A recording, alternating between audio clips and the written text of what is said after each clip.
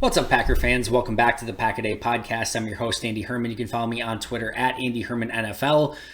Packers Bills Sunday Night Football. The Packers officially defeat the Buffalo Bills 10-3 in the second half. Other than that, it didn't go very well. Bills ultimately win 27-17, and I'll be honest, this is a difficult game to break down because it seems like there are some very differing opinions on how to sort of analyze this game. And I think you can kind of read it in a couple different ways. I think the first thing is that the Bills won 27-17. The game was never really in the balance. Green Bay was down by double digits the vast majority of the game, and certainly in the second half. On the flip side, I know a lot of people were a little bit happier that the Packers covered. They looked competent at times. They found a little bit more of a formula on offense. I kind of come down a little bit more on the first part. I don't think that there is a ton to take away from this game.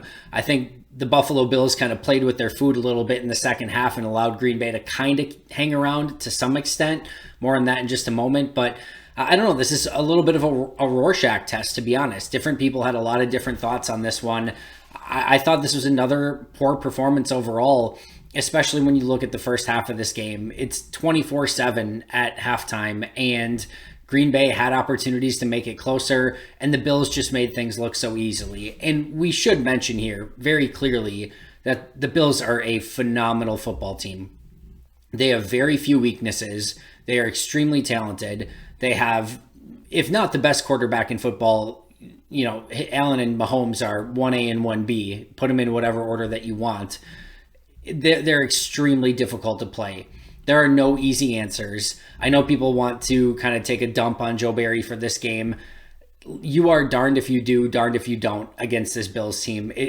There's no answer to the test. If you play press man, they will beat you. If you play zone, they will beat you. If you play off, they will have the ability to run the ball, although they haven't done it well throughout the course of this season, and Green Bay did not play well up front, but I don't know that that's a Joe Barry issue. That's the guys up front on the defensive line, linebackers, etc., didn't play a very good game. I'm not defending Joe Barry. I don't think he did a tremendous job in this game. I don't think he's done a tremendous job this season. I understand the complaints, but I don't know. There's no easy answer on this one. There's no perfect answers to the test. So again, you look at this game as a whole, and what conclusions do you want to draw from it? I know that people will point to the second half and say, hey, they were down 24-7 at half, and Matt LaFleur said at halftime he just wanted to see a little bit of fight. And I kind of opened up this show jokingly saying, hey, they won the second half 10-3. Listen, that's great. I love the fact that they kept fighting. I love the fact that up until the very end, they're trying to convert a field goal so they can try for an onside kick and maybe get a Hail Mary, etc., etc. But why does that have to be the thing? And why is that the litmus test for this team all of a sudden is did they try hard in the second half? Matt LaFleur should not be having to have kumbayas on the sideline during their last home game to try to get the team motivated. He should not have to go into the halftime and be like, I want to see what you guys are made of in the second half because you're down 17 points on the road. That was not the bar that was set earlier this season, was to be like, hey, can you compete with the Bills in the second half and at least not give up? That's nothing. That should be the minimum. And why does that have to be a thing that needs to get corrected throughout the majority of these games of we were happy that, the guys kept fighting until the end. Where was that fight at the beginning of the game? That to me is what's frustrating, is you shouldn't have to have those conversations with your team. This is a team that was expected to compete at the highest of levels, has lost 3 games in a row, is now going against the best team in the league, and you come out, I don't know that I can say they came out flat, but they weren't competitive in the first half in any way, shape, or form, and you're down 24-7 at half. And yes, give the Bills some credit. They're extremely talented, but what I don't want to hear is I really talked to the guys at halftime, and, I really want to see what they're made of, and if they can come out and compete, and let's just take this, that's the minimum. That is the bare minimum. So listen, I'm happy they didn't give up. I'm happy they competed hard in the second half. I'm happy they won the second half against an extremely talented football team.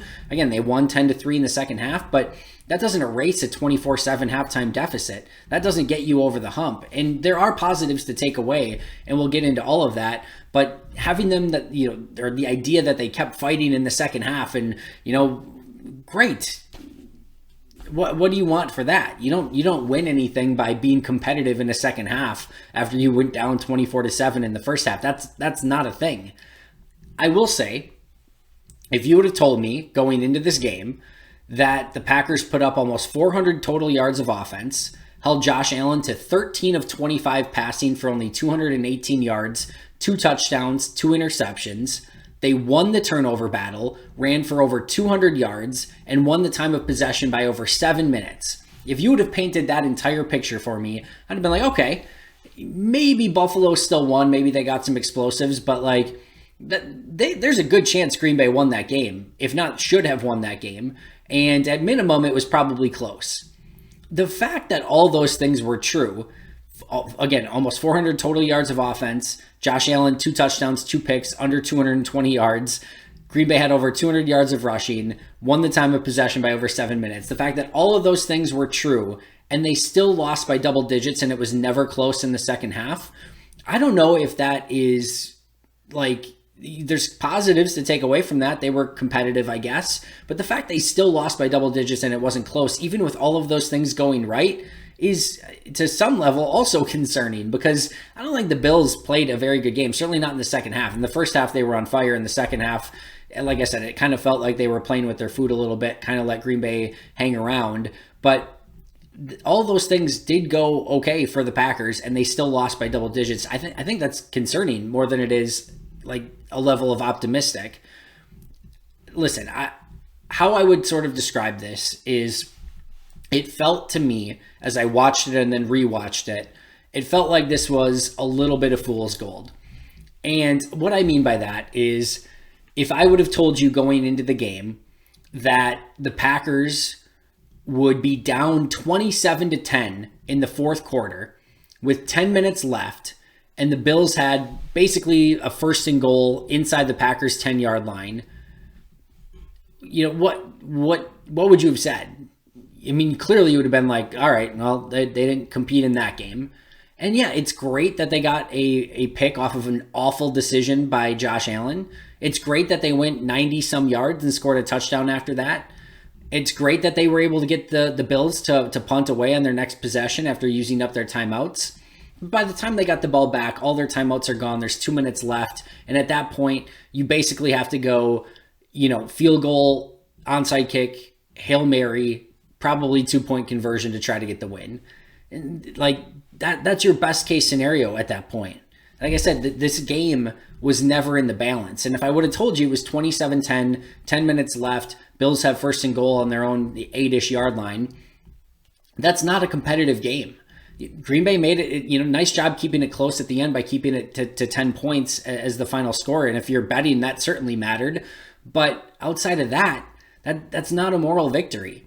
The Bills took it to you, played in a really kind of a super crappy second half, still beat you by double digits, and the game was never in the balance. I have a hard time taking that as a positive, especially go back to training camp. If I would have told you any of this in training camp, you're not taking that away as a positive and being like, they really stuck in there in the second half. Okay, great. But again, that's not the goal. This is I want to bring you through this because I think this is important to go through, and why I think this game was a little bit of fool's gold for the Packers if you're trying to take away a moral victory. First drive of the game, Bills go 3 and out, 6 yards and punt. That was a fantastic defensive performance on that first drive by the Packers. That's good. There's good in that you can take away. They get the ball, they go down the field, 9 plays, 34 yards with 5 minutes off the clock, but they turn the ball over on downs on a really rough play that just didn't have any chance. They allowed pressure up the middle by Zach. I think it was Zach Tom on that play. And they turn the ball over on downs. Okay, you got some yardage, but the turnover really kills you. Bills go 8 plays, 61 yards, and score a touchdown. Packers immediately go 3 and out on offense. Bills get the ball back, go 4 plays, 51 yards, touchdown, and it's 14-0 Bills. I talked about yesterday, it was very clear that for Green Bay to be in this game, they needed to get off to a fast start, and they did the exact opposite. They go down 14-0 almost immediately. And we see now the Packers would only score 17 points in the entirety of this game. And if you keep things close, maybe that things go a little bit different. Maybe they take some points in different scenarios. But at the end of the day, they only scored 17 points total. So going down 14-0, you basically, from that point forward, needed to play a near perfect game. And they didn't. So the next drive, kudos to the Packers offense. They go 12 plays, 80 yards, 8.5 minutes, go down, score a touchdown. The beautiful catch by Romeo Doubs. But even here, I want to point out, think of the best offenses, the most high-octane offenses. Look at the Bills in this game. They're scoring points with not ease, but like what I want to say here is that touchdown throw to Doubs. I want you to look at just how difficult that touchdown catch was. And that's great for Romeo Doubs. No two ways about it. That was a phenomenal play by him. But that is a play where Rodgers, beautiful throw by Rodgers, but Doubs has to spin in 3 different directions and catch a insane ball that is extremely contested in the back of the end zone and still come down with it. And he did. That's awesome. That's great. That's a huge play for Romeo Doubs. But that's the level of difficulty that it takes for the Packers to even get points on the board right now, to get in the end zone. There's nothing easy for this team right now. So a great play, great drive, 12 plays, 80 yards, 8 minutes off the clock, 8.5 minutes off the clock, and think they're right back in it, 14-7. So can the defense come back and get you the ball back and maybe have a chance to go down and tie the game before halftime? Nope. 8 plays, 80 yards, 4:21 off the clock, and all of a sudden it's 21-7 Bills. All right, Packers, you've got a potential opportunity to score before halftime and then get the ball back in the second half and maybe even score again. Probably unlikely, but you have the opportunity to do that. Nope, basically a 3-0. They go 4 plays, 13 yards, punt the ball away. And then with only a minute left, less than a minute left, I think, in the half, Bills get an explosive play down the field, take a couple shots towards the end zone, take the field goal, and it's immediately 24-7 Bills. So you're down 17 at half, 3 scores, you're going to get the ball in the second half. And this is the next drive, I will say, also not fool's gold at all. The Packers go 8 plays, 72 yards, in a beautiful drive, and should have had it capped off with a touchdown to Robert Tonyan. That was a phenomenal drive. That there was something they can legitimately take away from that drive. No question about it. I will say I think the Bills were not letting them run, but they were certainly not as afraid of the run at that point because they're up by 17. They just don't want to allow some explosives. But Green Bay did a great job of getting explosives in the run game and getting what should have been a really nice touchdown pass to Robert Tonyan in the back of the end zone. So I love that drive. That should have got them kind of back in the game at 24-14. Instead, they have to settle for the field goal because of the really bad call on Tonyan. So it's 24-10. Bills go 8 plays, 51 yards, take 4 minutes off the clock, and kick a field goal to make it a 3-score game again, 27-10. And then you have a sort of very perplexing drive. And you've got 27-10 Bills, and the Packers go 11 plays, 48 yards, almost entirely runs, take over 6.5 minutes off the clock, almost 7 minutes off the clock, and get nothing out of it on a turnover on downs where it's 4th and 1.5. There's basically a 10-man box. They try to go halfback dive. It had no chance, and it's turnover on downs and a legitimate dagger at that point because you took a ton of time off the clock and you got nothing to show for it at all. So that was a very perplexing drive. Now you're basically into the fourth quarter. The Bills go 5 plays, 6 yards. The Packers get an interception. They're fighting back. That's great. Good job by the defense. The Packers get back down by 17. 1 play, tip ball, interception right back to the Bills. And then it's 5 plays, 41 yards for the Bills. That's when they had it 1st and goal, 27-10. Bills with it in Packer territory, deep in Packer territory. Allen makes a inexplicable decision. They basically should have probably just run the ball there and made it at minimum 30-10 Bills with, probably 8 minutes left at that point, probably insurmountable for Green Bay. You get the interception there. Nice play by Ja. You go 8 plays, 95 yards in 3 minutes, capped off by the Samori Toure touchdown. So that was good. Brings it to 27-17. Bills eventually punt. Packers miss the field goal. End of game. So yes, there were some positives to take away. I love the drive to start the second half to what should have made it 24-14. But you do have to remember that 359 of the 398 yards of offense for the Packers came when they were down by 2 scores. And a lot of that was running the football when the Bills were basically just trying to make sure they didn't give up explosives, especially when Green Bay was down by 3 scores. So again, I'll say it again. I love the fact that Green Bay kept fighting. I love that they played to the final whistle, but this game was never in the balance. The Bills controlled this game from beginning to end, and it was really some Bills uncharacteristic mistakes. They missed some throws. Josh Allen did. He made 2 really bad decisions on turnovers that kind of kept Green Bay in the game. I just don't feel like Green Bay ever legitimately had a chance in this game in the second half, even though they won the second half 10-3. So that's why I would sort of put that as more of like, I think there's things I can take away. I think there's positives, but I don't think what Green Bay was trying to do with running the football in the second half, the Bills were basically indifferent towards. They're like, and we've said this before, when the Packers have been on defense and up big in games, you don't care. You don't really care if the other team runs the ball down the field and takes 7 minutes off the clock. Your goal is to hold them to a field goal at the end, which they did, unfortunately, on the Tunyon drive because of a bad call. You held them a turnover on downs on the 7-minute drive. Like, Buffalo was willing to give up some yards to take time off the clock. And even if Green Bay gets this close, are you confident that the Bills, if they needed to all of a sudden go high octane again and go put points on the board, that they couldn't have done that? I don't see it that way at all.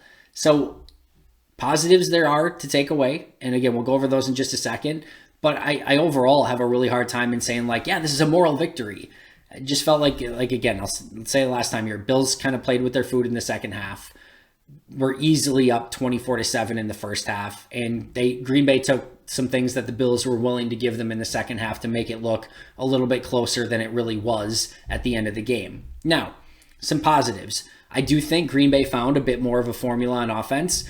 I thought them running the football, which we've been asking for all season long, basically, they showed they could do it. And I know the Bills were playing in not a prevent defense, but a lot of, 2 safeties high and willing to allow some of those looks. But Green Bay took them. And that is part of the issue that's been plaguing them, is that when teams are daring them to run the football, they were still trying to pass. And they took what was there and they got some productivity out of it. Over 200 total yards of rushing offense. And clearly, Aaron Jones looked phenomenal. A.J. Dillon had some really nice runs. I think that is something that they can build upon moving forward.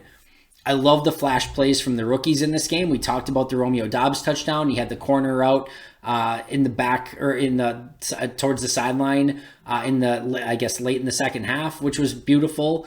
Samori Toure, the gorgeous touchdown. Kingsley Enagbare had another flash play. I love seeing those things from the younger players. Aaron Jones was beyond phenomenal in this game. Preston Smith had a nice game, I thought. I thought the offensive line really took a step. We'll talk about Zach Tom in just a moment, but there were clearly some times where Green Bay needed to throw the ball, and I thought they afforded Aaron Rodgers more time than they did a week ago against Washington. So it looked like they took a step this week. Aaron Jones and Dillon combined for 30 carries and 197 yards on the ground. Jair Alexander had 4 pass breakups and an interception. Josiah DeGuara showed up all day as a blocking tight end, had 1 reception for like 9 yards, but showed a little bit of run after the catch ability on that play. So yeah, there were some positives to take away. I'm not trying to lean negative here. I'm not trying to say like, hey, this is just all fire and brimstone, like throw it into the trash. The Packers are garbage. I don't think that that's the case from this game. I just saw a lot of like, hey, this is a real true building block for the Packers moving forward. I saw a lot of the same mistakes. I saw times, especially early in the game, when the game was kind of in the balance, where they struggled to block. There were huge problems with tackling again, massive tackling issues. And as I've said sort of all week this week, if you can't block and you can't tackle, if you can't get the fundamentals right, everything else is going to be extremely hard for you. And I saw the same mistakes that have plagued them all season long in this game. They are not correcting themselves. So yeah, again, great that they fought back, but these are things that still need to get cleaned up. I love all of the positives that I just named. Love the rookies flashing. Love the offensive line stepping up. The running backs were phenomenal. Jair was great. DeGuara was great. There's some real positives that they can build upon. But we are getting past the point of like, hey, these are some positives we can build upon. You are 3-5. And I know the NFC sort of sucks, but you have to start putting some wins together. And losing 4 in a row is not a great way to do that. So they'll head to Detroit, and we'll see what they can do there. As far as the negatives in this game, I thought Green Bay had a lot of fake tough guy moments in this game. The push on the sideline by Quay Walker on a coach, fake tough guy. When you are talking smack late in games, when you're down double digits to the Bills in the second half and the Bills are basically indifferent to what you're doing at that point, fake tough guy. You want to be a tough guy? You want to be somebody that shows up, you know what? Make a play in the freaking hole when you have the opportunity to make a tackle and get them down for 5 yards instead of having them go for 16, 20, 25 yards. That's a tough guy. You want to be a tough guy? Don't throw a chicken wing at Josh Allen in the open field and actually go hit him and wrap up and bring him to the ground. Those are the things that are tough guy stuff, not all the other garbage that you're doing. And just to be crystal clear here, I don't care that the Packers, for the most part, are still competing and showing energy late in the game. Like, it's tough to turn that switch off. And if you do, you're just going to get run over, right? So the fact that Jair and some of those guys are still chirping and doing the things that they have to basically keep the switch on in their mind that this is still a competitive game. And what they just did was going to help the Packers still find a way to win. So I don't mind not turning that off. But it's the fake tough guy stuff that bothers me. And I want to see this team go out and actually tackle and block up front. And then you can act like a tough guy, because that, to me, the performance overall through 8 games this season now, there's no tough guy stuff there. You can't block and you can't tackle. You want to be a tough guy, block and tackle. Then you can pretend to be a tough guy, because right now that's all it is pretending to be a tough guy. The other things in this game, Darnell Savage, brutal. I thought he was a beyond terrible tackler in this game. And this is sort of some of the same things that we've seen out of Darnell Savage this season and his career. And it's not getting better. To me, it's Rudy Ford time. And I'm not one that's generally bench this guy, get him out of there. I really would have loved Darnell Savage to succeed. Rudy Ford's played great in limited snaps. And you know what? Maybe it doesn't work out. And trust me, there are limitations with an Adrian Amos, Rudy Ford secondary or safety group. There's going to be some limitations there. But you know what Rudy Ford does? He plays the game at 1,000,000 miles per hour, and he's going to try to hit people and come up, and he's not afraid of anything. Same thing to an extent with Eric Stokes and Keyshawn Nixon, where Stokes got benched in a part of this game, and they brought Nixon in, and then they brought Stokes back. And listen, there's going to be issues with Nixon on the field. He can't cover as well. But guess what? You know what he's going to do? He's going to fly around the field. He's going to try to tackle people, and he's going to try to make sure that he's getting people to the ground. And he's not going to throw chicken wings at people or just avoid run defense like Eric Stokes does. I would probably still go Stokes, but maybe I go with Nixon more on base downs, and maybe I go with Stokes more on obvious passing downs.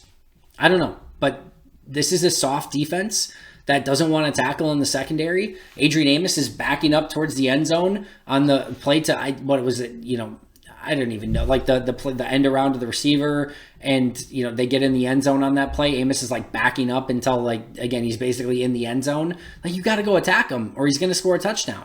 So that's been an issue. Jack Coco, low snaps all game, and it's been an issue all season. High snaps, low snaps. The issues all last year of long snapper and the entire process not being good, that's not cleaned up. I think this stuff can get glossed over at the end of a game where it didn't really matter if Mason Crosby made the field goal or not. Green Bay was going to lose that game. It didn't really matter. Imagine that the Packers had played that game against the Bills insanely hard all game long, and that was a play that would have tied the game. Imagine it was 27-24 at that point. Mason Crosby, 55-yarder to tie the game at the end and send the game into overtime. Jack Coco basically grounds the ball, sets the entire process off, and Crosby hits it wide left. And it's going to look awful on Crosby, but that's on Coco. And you are still, after a year last year where you couldn't get anything right from a long snapping standpoint, you're sitting here a year later and you're still having the same issues. And that has been a big issue for Green Bay, is these same issues are rearing their ugly head over and over and over. The long snapping issues, the special teams issues, tackling issues, blocking issues. It's fundamental stuff, and they just can't get it right. So yeah, it may not have seemed like much at the end of the game, but put yourself in the shoes of if that kick actually mattered. If it was down 3, game on the line, you would have been pissed off, and rightfully so. And it gets swept under the rug because the kick ultimately didn't matter, but we saw low snaps from Coco all game long. The Packers' defensive interior, for all the things that the Bills are amazing at, the running the football is not one of them. So to allow the Bills running backs to, gash you in the first half, completely unacceptable. And what we saw in training camp, and now I guess we probably know it's just because they were going up against this Packers offensive line, but Jaron Reed and Dean Lowry and the interior guys, clearly Kenny Clark and Rashawn Gary are still having a level of success, but we saw a defensive line that was getting after the quarterback all training camp long, and even against the Saints when they were in town. And that hasn't showed up at all in the regular season. They haven't stopped the run successfully, and they haven't gotten after the quarterback anywhere near enough. So that has been a major issue. And Zach Tom, who I thought performed admirably a couple weeks ago, you just tell, and this is one of the issues I've been talking about when Zach Tom got to camp, he looks like a tight end. Who's bigger, Mercedes Lewis or Zach Tom? Mercedes Lewis by far and away looks like the bigger player. And you can list Zach Tom at 305 pounds. He looks closer to high 270s, low 280s. And he's probably a little bit bigger than that, but it's not by much. And yeah, I think that he has the ability to survive a little bit at tackle against maybe some edge rushers. But man, you get powerful guys against him, or you get some of these big defensive linemen, they're just going to power him right back into the quarterback. And that's what we saw. He's just not a guard at this point, and he needs a season in the weight room. And listen, they don't have another great option, right? Even if Jake Hansen was healthy, that's not a great option. We know Royce Newman's not a great option. Elton Jenkins is out. So it's imperfect. I get that. But that was an issue in this game. And as much as I like Zach Tom moving forward, and I think if he can put some functional strength on, he can have a lot of success in this league. It's probably not at guard, and he probably needs to stick at tackle. And he might just be like a rotational swing tackle through the course of his career. So we'll see. But that was an issue in this one as well. Injuries, also an issue. Christian Watson goes out with a concussion. Had to look like a neck injury at first. We'll see if it's just a concussion. Devondre Campbell leaves with a knee injury, doesn't return. And then Preston Smith and Sammy Watkins also had some injuries towards the end of the game as well. So Green Bay does not get out of this game with a clean bill of health either. And I'll just say this one more time. I in no way, shape, or form am trying to be negative coming off this game. And I know it sounds like that. Just full transparency. I get it. I know it doesn't sound great, what I've gone over in this episode so far. I love some of the individual positives. I love that they found a little bit more of a formula running the football. I do like some of those things. But as a fan, and you guys probably know me well enough to know I have to separate church and state sometimes. I am a fan of the Green Bay Packers. I've got Packer stuff behind me. I've got Packer stuff all over my room. I'm a true fan of the Green Bay Packers. I grew up, 10 miles from Lambeau Field, and, I've had season tickets since I've been 7 years old, and I clearly love the team as much as anyone in the world, if not more. I dedicated my life to this. I created a 365-day-a-year podcast for this. I love this stuff. I love this team. And I am still a fan. But when I come on here and I talk to you, or when I'm in the press box, or when I'm asking Matt LaFleur questions, or when I'm on the sidelines as a credentialed media member, any of that stuff, I take my fan hat off. As much as I possibly can, I become an analyst, or whatever you want to call me, and I try to break down the game and tell you guys what I see as realistically as possible. Try to take off the fan glasses. I try to take off the rose-tinted glasses when, all of it. I just try to bring you my honest opinion as much as I can.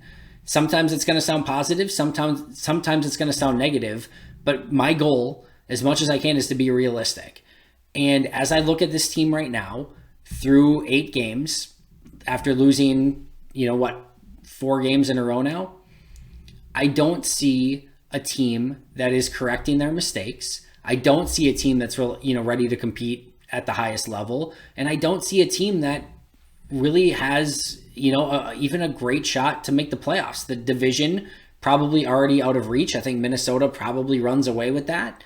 And you are fighting tooth and nail in a really bad NFC for one of those last wildcard spots. And I really want to see them get that. I really want to see them have that opportunity. Every single year, there is the team that gets hot at the right time, sort of out of nowhere, and all of their struggles at the beginning or middle of the season don't even matter because they gel at the right time and they get things right at the right time, and all of a sudden, there's a spark. It happens.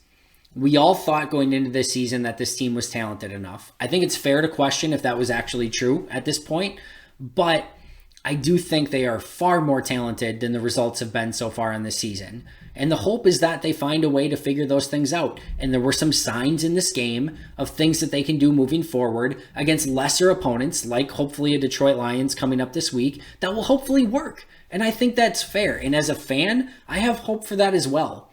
But I also see a team that struggles with the fundamentals and has a lot of questions to answer through 8 games in the season. And it's really difficult to say, I think they can find answers to all of the issues that are plaguing them and find a way to win a bunch of games, get in the playoffs, get hot, probably go 3 games on the road in the NFC, and then beat a Chiefs or Bills in the Super Bowl. I think that's probably fair to say that seems fairly unrealistic at this point. It doesn't mean don't be positive. It doesn't mean don't cheer them on. It doesn't mean don't look for the positives where you can find them, because that stuff's important. And this should be, be fun. This should be watching sports, watching your team, all of that should be fun. So if you, out of this game, took a lot of positives and see things that you think that they can take moving forward and really turn this into a winning season, that's great. I don't want to take that from you. I wish I had that as well, sincerely. But as I watch this team, I see some of the things that plagued the Packers in some of the final McCarthy years.